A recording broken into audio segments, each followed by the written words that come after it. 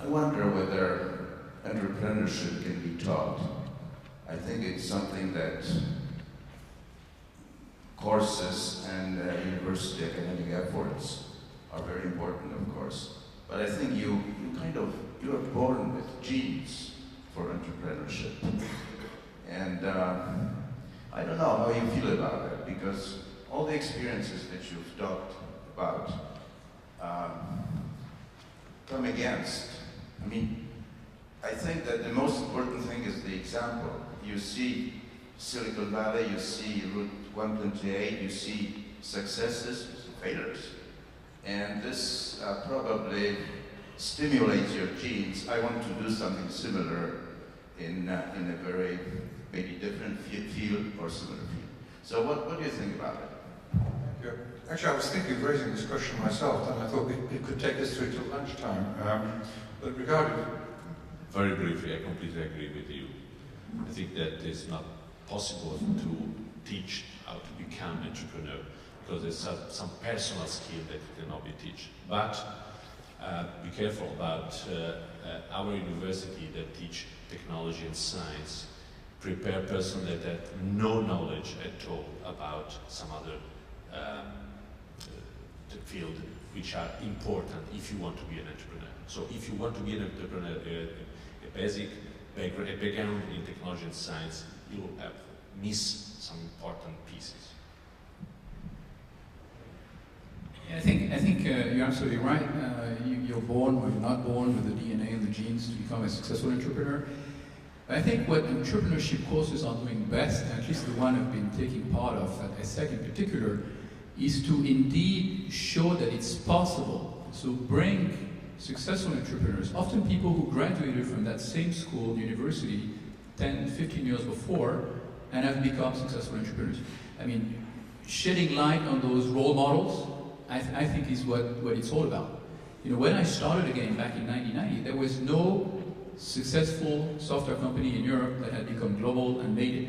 Our models were in the US. Our models were Larry Ellison, Bill Gates, and whoever else.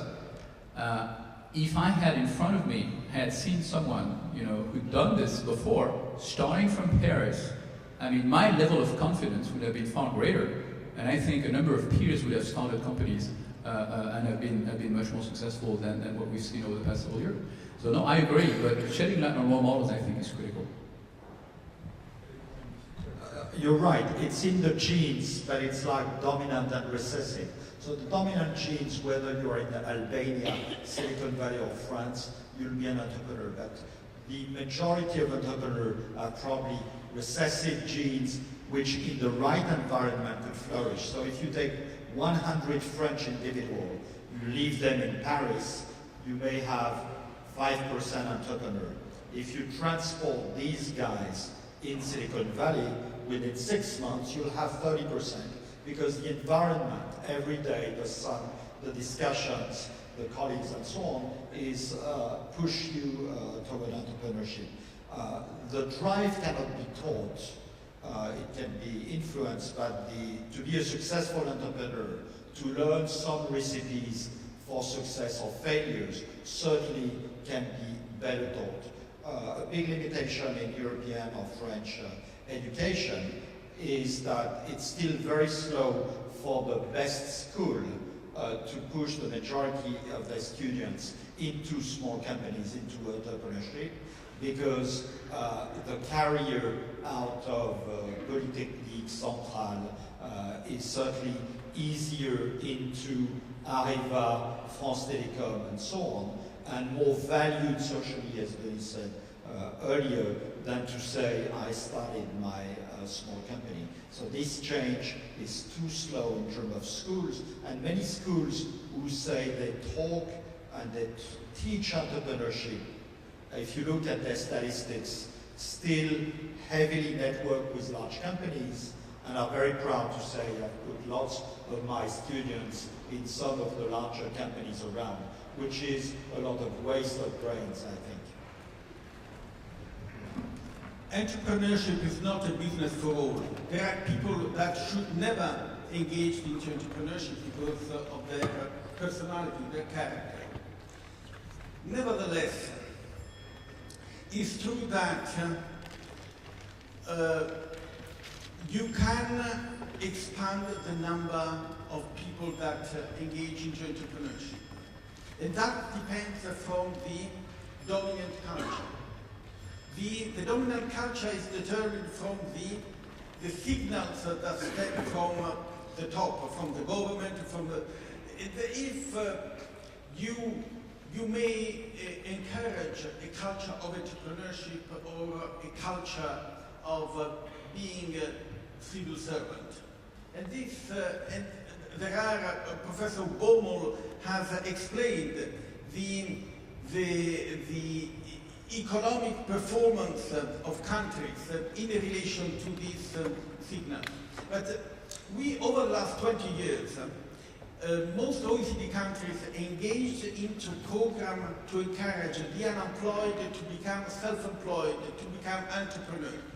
What the evaluation of those programs has documented, demonstrated, is that even if many did not, at the end of the day, create a sustainable, lasting new business, they have become almost all much more employable because they have learned the skills of problem solving.